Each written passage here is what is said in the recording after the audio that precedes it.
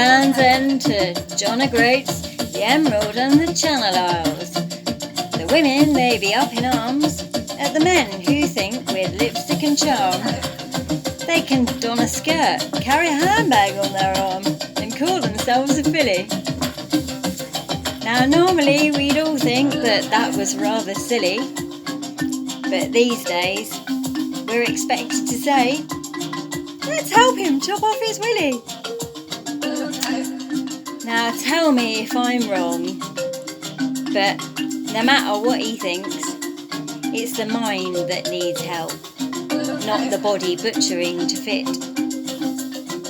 But that's not the worst of it, because once upon a time the mums would sit and rejoice on Jimmy's latest scouting achievements or the beautiful crocheting of little Sally's gloves, their admiration turns to more macabre use of a needle and a thread, as these days it seems that children have become the latest accessories.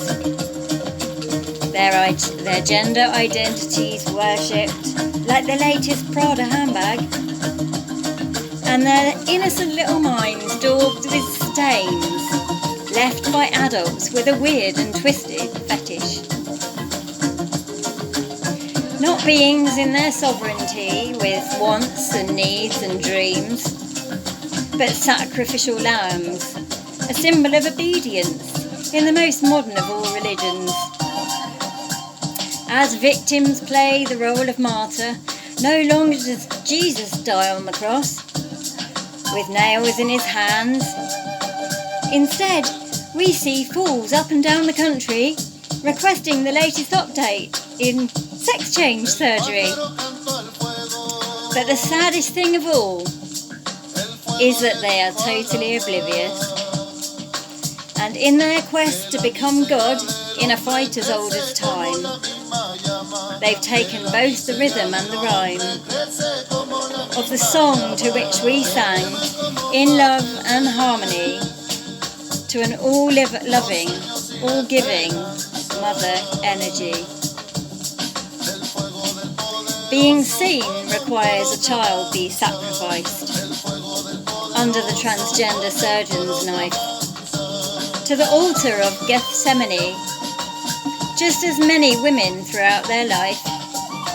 And all the while this carries on, we've got imams stirring up a storm as they toss a little pederasty with their misogyny into the soup of martyrdom, in hopes they may escape the misery of their existence, kneeling to some God who demands they pray 5 times a day.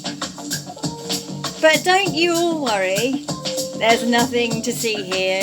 It's just a typical week in the world of the meek, where once we considered talk is cheap, words suddenly have become weapons of mass destruction.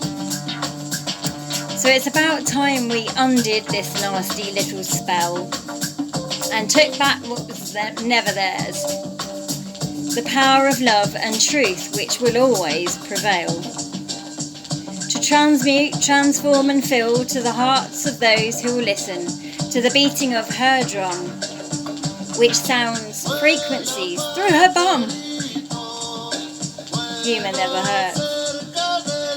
Some will hear her heartbeat in spite of the words which obscure the sight of those weak and somewhat pathetic. They can be shifted from their cruel role as weaponry with the strength of our agreements and the support of the unseen realms. We will dream this place into existence, one of beauty, health and prosperity. And so we call the healers, the intelligence and the visionaries, the warriors and the craftsmen, the cleaners and the carers, to stand together now as we gaze over the precipice of our own existence.